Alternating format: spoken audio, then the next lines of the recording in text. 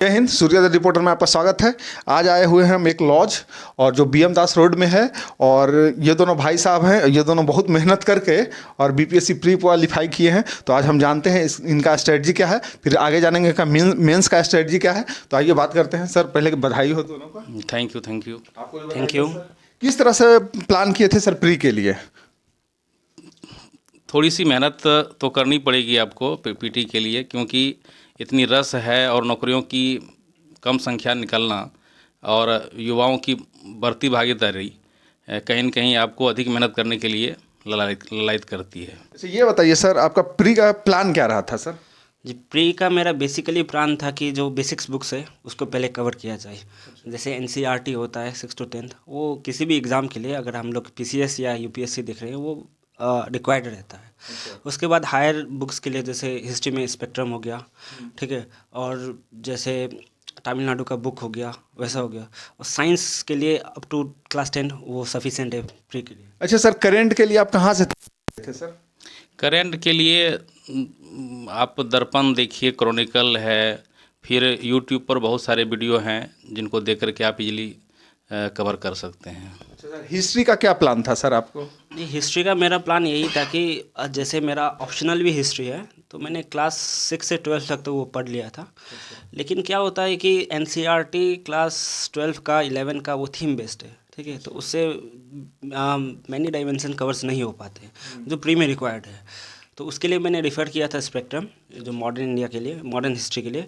और उसके बाद अगर मीडिएवल और एंशिएंट की बात करें तो तमिलनाडु का बुक फॉलो किया था मैंने। अच्छा सर, करेंट का क्वेश्चन 30 से 35 क्वेश्चन आता है जहाँ तक हम सुने हैं, तो उसके लिए क्या स्ट्रेटजी था सर? देखिए, उसके लिए मैंने पहले तो द हिंदू, हाँ मैंने पढ़ा था, लेकिन उसका जो एफिशिएंसी है बीपीएससी ओरिएंटेड उतना नहीं है। बट कुछ क्वेश्चंस है जो उसी से पूछे जाते हैं। जैसे मैं एग्जांपल देना चाहता हूँ साक्तेन वाइल्ड लाइफ सेंचुरी का। वो एक्चुअली क्या हुआ था कि वो चाइना ऑक्युपाई कर लिया था। चाइना उसने बोला था कि ये मेरा इलाका है, लेकिन वो भूटान पे पड़ता है। तो ये सब जो है एक एक क्वेश्चंस है जो मुझे लगा कि मेरे बेनिफिट में गया है। और दूसरा सोर्स मैंने यूट्यूब से किया। मैं डेली मतलब लिखता था कुछ 10-20 क्वेश्चंस, ठीक है, कुछ कुछ चैनल से देख करके। हाँ, तो उसी को मैंने रिवाइज किया। अच्छा सर, ये मेरा LSW है। और उसका कैसा प्रिपरेशन कर रहे हैं सर, किस तरह से कर रहे हैं, थोड़ा सा डीपली बताइए। पारसनाथ सर एक अच्छे शिक्षक हैं और उन्हीं के मार्गदर्शन में हम LSW ले रहे हैं। अच्छा सर, जैसे आपका हिस्ट्री ऑप्शनल है, तो वो कहाँ से प्लान कर रहे हैं सर पढ़ने का थोड़ा? जी, इसमें क्या है कि जो इंग्लिश मीडियम का है उसका मुझे सोर्स अवेलेबल नहीं मिला। अच्छा। हाँ, तो कहीं नहीं मिला, तो इसी की वजह से अभी मैं सेल्फ स्टडी कर रहा हूँ। सेल्फ स्टडी कर रहे हैं तो कौन सा बुक प्रेफर कर रहे हैं सर, थोड़ा ये बताइए। तो मॉडर्न जो इंडिया के लिए है मैं फॉलो कर रहा हूँ स्पेक्ट्रम, और उसके लिए सप्लीमेंट में रख रहा हूँ बिपिन चंद्रा, ठीक है। और इसके एंशिएंट के लिए मैं फॉलो कर रहा हूँ ये क्या बोलते हैं RS शर्मा क्लास 11 एनसीईआरटी, ठीक है। और मीडिएवल के लिए मैं रिलाई कर रहा हूँ तमिलनाडु की बुक में। तमिलनाडु की बुक कर रहे हैं। कहीं ना कहीं बहुत मेहनत करके दोनों सफल हुए हैं। सर, 113 जनरल का कटअप गया है, तो आपका क्या ख्याल है सर? ये बहुत ज़्यादा कटअप था। आप कितना उम्मीद लगा रहे थे कि कितना कटअप जाएगा सर? जी, मैंने सोचा था कि 105 से ऊपर जाएगा, लेकिन 108 से बिलो रहेगा। मैंने इसलिए अंदाज़ा लगाया था क्योंकि 66 में 108 गया था। और उसका रीज़न एक ये भी था कि औरंगाबाद सेंटर में पेपर लीक हुआ था। उसका इशू ऐसा अफवाह उड़ा था कि सच में लीक हुआ था सर? देखिए, अब हम लोग को उतना ज़्यादा इन डेप्थ सोर्स तो नहीं है, बट अगर वैसा कुछ हुआ होगा तो इसलिए, क्योंकि अगर हम लोग 64 देखेंगे, ठीक है, 65 देखेंगे तो उतना कट ऑफ नहीं था जैसे, ठीक है। तो इसलिए मैंने अंदाज़ा लगाया था क्योंकि इस बार फेयर हुआ था एग्ज़ाम, तो इसलिए हमने सोचा था कि हाँ। बट क्वेश्चन का लेवल भी मैंने एनालाइज़ किया था, तो मुझे ये लग रहा था कि 105 और 108। मैंने 113 कभी भी एक्सपेक्ट नहीं किया था। थोड़ा ज़्यादा हो गया। हाँ, ठीक है, ज़्यादा है इसमें, लेकिन बट इसको हम लोग को अब जो सोचना भी चाहिए कि हाँ कंपटीशंस बढ़ गया है। और मतलब जैसे अब बीपीएससी 68 के लिए जो नेगेटिव मार्किंग ला रही है, तो शायद उससे कुछ इफेक्ट पड़ेगा इसमें। अच्छा, ये बताइए सर, जो अभी आप ऑनलाइन कोचिंग कर रहे हैं या ऑफलाइन कर रहे हैं मेंस के लिए सर? मेंस के लिए हम ऑफलाइन कोचिंग कर रहे हैं। पर डे जा करके सर से क्लास लेते हैं। मतलब कितना आवर आप पढ़ते हैं अभी सर मेंस के लिए, स्पेशली जो कोचिंग में पढ़ते हैं सर?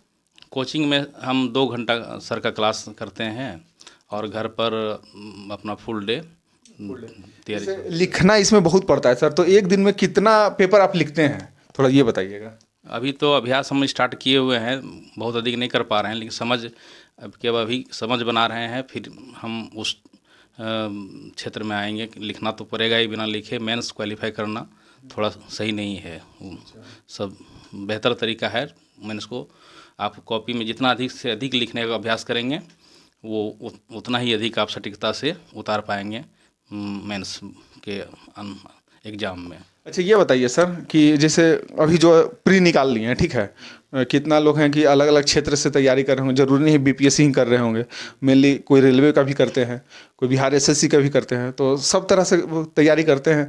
तो ये बताइए सर, प्री उनका निकल गया होगा, मान लेते हैं कि 113 112 कट पार कर गए होंगे, तो ये बताइए कि वो मेंस की तैयारी करें तो कैसे करें, और क्या मतलब लिखने का कितना देर मतलब नंबर ऑफ आवर्स दें जिससे वो अच्छा बेहतरीन कर सके सर मेंस के में।